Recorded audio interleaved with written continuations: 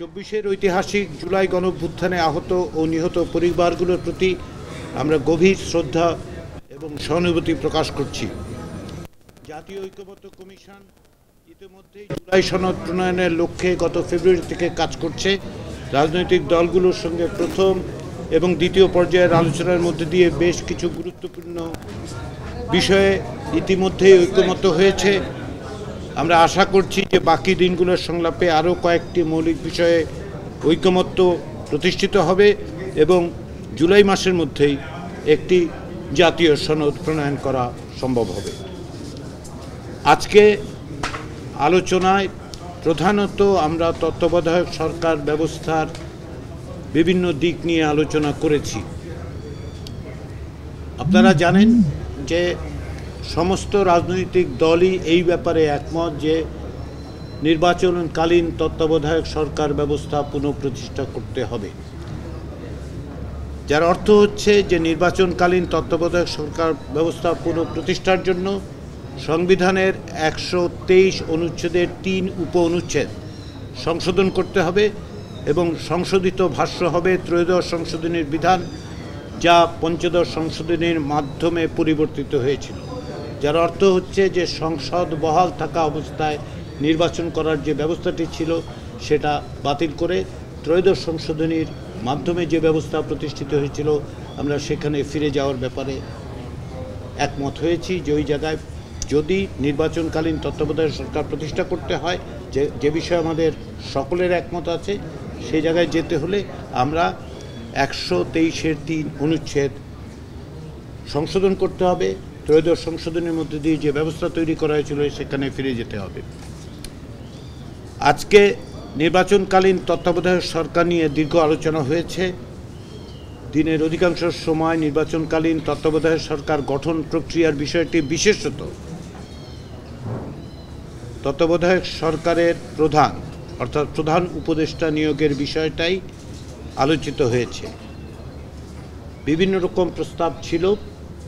আমরা সর্বশেষ রাজনৈতিক দলগুলোর কাছ থেকে প্রস্তাব চেয়েছিলাম, সেই অনুযায়ী 4টি রাজনৈতিক দলের কাছ থেকে আমরা প্রস্তাব পেয়েছিলাম।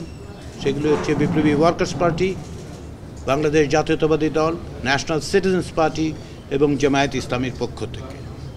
কমিশন ওই প্রস্তাবগুলির ভিত্তিতে আজ সকালে একটি সংশোধিত প্রস্তাব হাজির করে।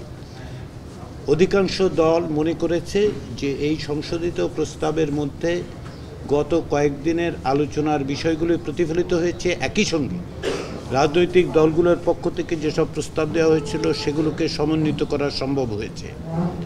তারই প্রেক্ষাপটে বিভিন্ন রকম আলোচনার মধ্যে দিয়ে কিছু সংশোধন সংযোজনের প্রশ্নটা ওঠে এবং সেই লক্ষ্যেই, সেই আলোচনার প্রেক্ষিতেই কমিশন দিনের মাঝামাঝি সময়ে আবারও বৈঠক করেছে এবং বৈঠক করে আরেকটি সংশোধিত সমন্বিত প্রস্তাব উপস্থাপন করেছে।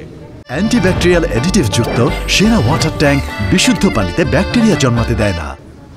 এই প্রস্তাবটিতে বিস্তারিতভাবে প্রধান উপদেষ্টা নিয়োগের পদ্ধতি বলা হয়েছে। এই প্রস্তাবের অধিকাংশ বিষয়ে দলগুলো একমত হয়েছে। এই প্রস্তাবের একটি লিখিত ভাষ্য তৈরি করা হয়েছে এবং বিষয়টির গুরুত্ব বিবেচনা করে ওই লিখিত প্রস্তাব রাজনৈতিক দলের প্রতিনিধিদের কাছে দেয়া হয়েছে। তারা ওই খসড়া প্রস্তাবটি নিয়ে দলগতভাবে আলোচনা করে আগামীকাল আমাদেরকে মতামত জানাবেন। তারই পরিপ্রেক্ষিতে আমরা আশা করছি পরশুদিন আমরা এ বিষয়ে আমাদের কমিশনের অবস্থান বা একমত হওয়ার জায়গাটা বলতে পারব। অর্থাৎ একটি লিখিত ভাষ্য তৈরি হয়েছে, অধিকাংশ বিষয়ে একমত প্রতিষ্ঠিত হয়েছে। এখন লিখিত ভাষ্যের কিছু খুঁটিনাটি দিক নিয়ে দলগুলো নিজস্বভাবে আলোচনা করে সামান্য পরিবর্তনের প্রস্তাব যদি দেন আগামীকাল, আমরা অনুরোধ করেছি লিখিতভাবে দিতে, যাতে করে আমরা পরশুদিন এই বিষয়টা জায়গায় আসতে পারি।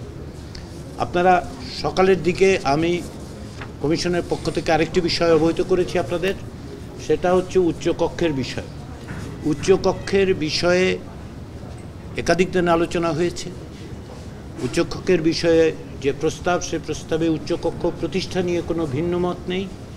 কিভাবে হবে সে বিষয়ে যেহেতু দুটো মত আছে, এবং রাজনৈতিক দলগুলোর এই মতামতের প্রেক্ষিতে রাজনৈতিক দলগুলো কমিশনের কাছে এই দায়িত্ব অর্পণ করেছে। কমিশন ইতিমধ্যে এটা নিয়ে আলোচনা করেছে, বৈঠক করেছে। আমরা আশা করেছিলাম আজকে অর্থাৎ রোববার দিন সকালবেলা আমরা এই বিষয়ে আপনাদেরকে জানাতে পারব। আমরা মনে করছি যে আমাদের আরেকটু সময় লাগবে। আমরা আগামী 2-1 দিনের মধ্যে আরও আলোচনা করে উচ্চকক্ষ বিষয়ে একটা সিদ্ধান্ত কমিশনের পক্ষ থেকে দিতে পারব, ফলে যাতে করে আমরা সকলকে সাথে নিয়ে একটা জায়গায় আসতে পারি, আমরা সেই চেষ্টা করছি। আমরা আশা করছি যে এই প্রক্রিয়া অব্যাহত থাকলে আমরা জুলাই মাসের শেষ নাগাদ একটি জাতীয় সনদ তৈরি করতে পারব। কমিশন এখনও এই বিষয়ে আস্থাশীল।